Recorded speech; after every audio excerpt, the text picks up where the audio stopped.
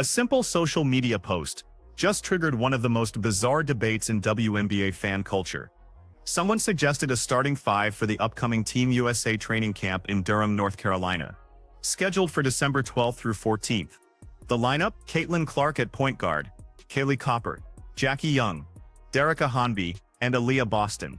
Seems reasonable, right? The post has exploded past 200,000 views, and the responses reveal something fascinating about how fractured the WNBA fanbase has become. Let's look at what people are actually saying.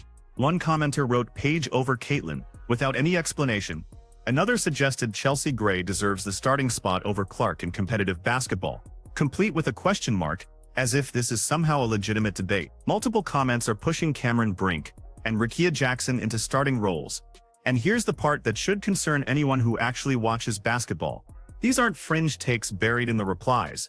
These are getting traction, getting likes, getting amplified. The Indiana Fever superstar announced she would participate in Team USA basketball activities during the WNBA offseason following her team's. While it's still unclear whether Clark will compete in the March 2026 FIBA World Cup qualifying tournament running from March 11th through 17th, her participation in this December training camp is confirmed. This will be the first time fans see Clark competing on a basketball court since she injured her groin in mid-July, which effectively ended her 2020. Here's where the disconnect becomes obvious. One comment reads, "I don't know if you can start a point guard that leads the league in turnovers, but who knows? Let's address that with actual facts." Yes, Caitlin Clark led the league in turnovers during her rookie season. She also set the WNBA record for assists per game at 8.4, shattering the previous mark. She's the game's most dynamic offensive facilitator, capable of creating scoring opportunities that simply don't exist for other players. This is exactly why she should never play off the ball. Clark operates like a quarterback in the National Football League. She reads defenses, manipulates spacing, and creates advantages through vision and passing ability that can't be replicated. You don't bench Patrick Mahomes because he throws interceptions. You build around his ability to make plays nobody else can make. The Chelsea Gray argument deserves special attention because it represents something bigger than basketball analysis. Multiple commenters are insisting that Gray, a veteran guard for the Las Vegas Aces, deserves a starting spot over Clark based on experience and past performance. One person wrote, "Caitlin Clark over Chelsea Gray in competitive basketball," with the implication that this is somehow controversial. Let's be direct about this. Chelsea Gray is a talented player with an impressive resume, but there is not a world, not a galaxy far, far away, where you start Gray over Caitlin Clark in 2025 and beyond. This isn't disrespecting Gray's career. This is recognizing that Clark represents a generational talent who averaged 19.2 points and 8.4 assists per game as a rookie while carrying the worst team in the league to playoff relevance. The Chelsea Gray advocacy reveals the old WNBA guard, desperately trying to hold on to relevance. These are fans who built their identity around the league before it became mainstream. And they're struggling with the reality that new stars are taking center stage. That's not how sports work. You don't get participation trophies for being a fan longer. You evaluate talent based on current performance and future potential. Now let's talk about the Paige Bueckers factor. Multiple comments are suggesting lineups with Bueckers starting alongside or instead of Clark. One person wrote, "Paige and Caitlin Clark starting together is the most obvious thing." Another suggested, "Paige, Jackie Young, Angel Reese, Aaliyah Boston as a starting five, leaving Clark out entirely." Here's the reality check. Paige Bueckers hasn't played a single minute of WNBA basketball yet. She's a college star with enormous potential, absolutely. But we're talking about a Team USA roster where you're competing against the best players in the world. The level of competition at FIBA tournaments is significantly higher than college basketball. You're facing professional players from Europe, Asia, and Australia who have been playing at the highest levels for years, suggesting that Bueckers should start over a player who just completed a record-breaking WNBA rookie season isn't analysis. It's agenda-driven fandom, and that's fine in casual conversation, but when you're actually constructing a competitive roster, you need to operate in reality. Bueckers will get her opportunity to prove herself in the WNBA. But right now, in December 2025, Caitlin Clark has already proven what she can do against professional competition. The Angel Reese inclusion is getting pushback from some corners, with people questioning why she's on the roster at all. That criticism is misplaced.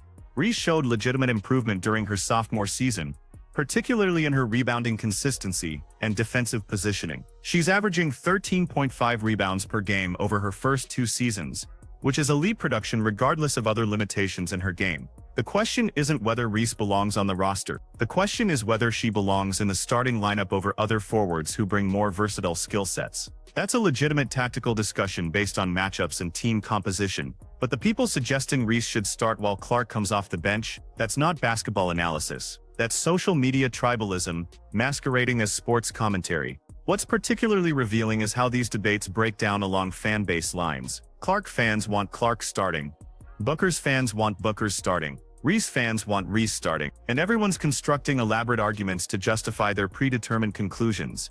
This is the opposite of how you build a competitive basketball team. There's another dimension to this controversy that can't be ignored.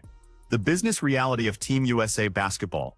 One commenter raised the question, do you want to grow women's basketball, the popularity of it, or not? This cuts to the core of attention that's existed since Clark was controversially left off the 2024 Olympic roster. According to reports at the time, the selection committee was allegedly concerned about putting Clark on the Olympic team because if she didn't play enough minutes, they didn't want to deal with the backlash from fans and media. Let's be clear about what that means.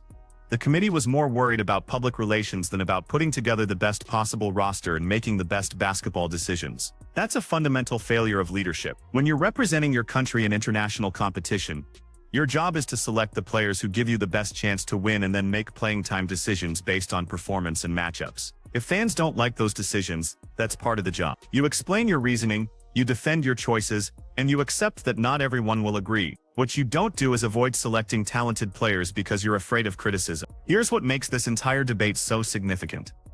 It's not really about whether Caitlin Clark should start for Team USA in a December training camp. Of course she should start. She's the best point guard in the WNBA right now, and it's not particularly close. The debate exists because different factions of the WNBA fanbase are fighting for control of the narrative about who deserves recognition and respect. The old guard fans who supported the league for years before it became mainstream are watching their favorite players get overshadowed by rookies and second-year players who are bringing unprecedented attention to the sport. That's uncomfortable for them. They built their identity around being loyal supporters when nobody else cared, and now they're being told their opinions matter less than the millions of new fans who showed up because of Clark, Reese, and Bueckers. But that discomfort doesn't change the basketball reality. Sports are ruthlessly meritocratic.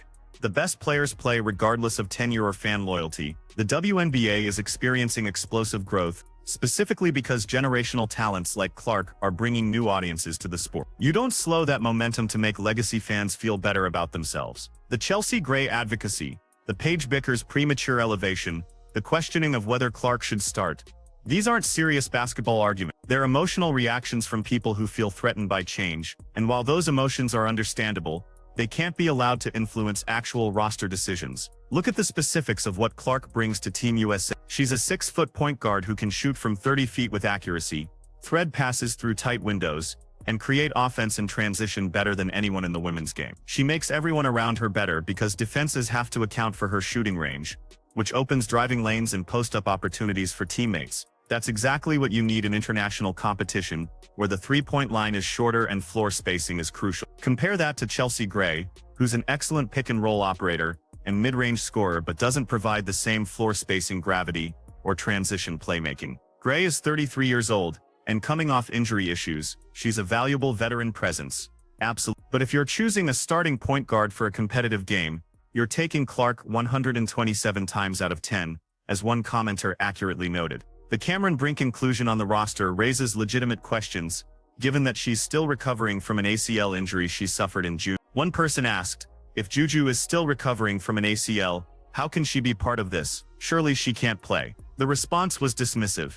They all risk injury playing in this, but that's not addressing the actual concern. There's a difference between the normal injury risk that comes with playing basketball and asking someone to participate in competitive training camp while still in the rehabilitation phase of a major knee injury. Brink is a talented young player with a bright future, but including her in this December training camp, just 6 months after ACL surgery, raises questions about whether USA Basketball is prioritizing her long-term health or trying to include popular young players regardless of their medical status. That's a legitimate conversation that gets lost when every roster discussion devolves into tribal fan warfare. The Kelsey Mitchell omission is another point of controversy that deserves attention. Multiple commenters asked why Mitchell isn't on this roster, and that's a fair question. Mitchell is a proven scorer who averaged 19.2 points per game last season and has consistently performed at a high level for years. She's exactly the type of veteran guard who should be in consideration for these opportunities. But Mitchell doesn't have the same social media following or mainstream recognition as some younger players,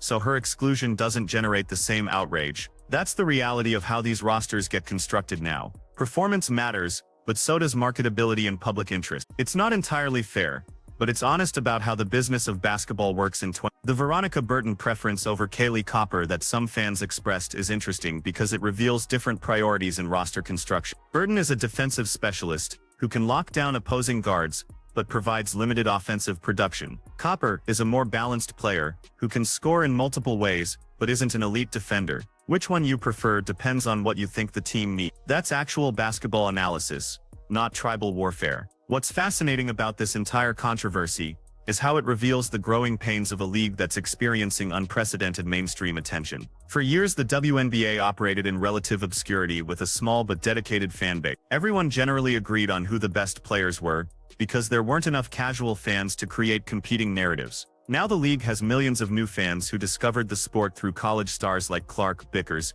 and Reese. These new fans have different reference points and different priorities than legacy fans who've been watching for decades. That collision of perspectives is creating constant friction over who deserves recognition, who should start, who's being disrespected, and who's being overrated. The reality is that both groups have valid points. Legacy fans are right that many new viewers don't fully appreciate the history and context of the league. New fans are right that the sport is more exciting and relevant now than it's ever been. But neither group should be dictating roster decisions based on emotional attachment or social media popularity. Team USA Basketball has one job: put together the roster that gives them the best chance to win international competition. That means selecting players based on current ability, positional fit, and competitive performance. Caitlin Clark starts at point guard because she's the best point guard available. Aaliyah Boston starts at center because she's one of the best two-way centers in the game. The other three spots should be filled based on matchups and tactical needs. The fact that this has become controversial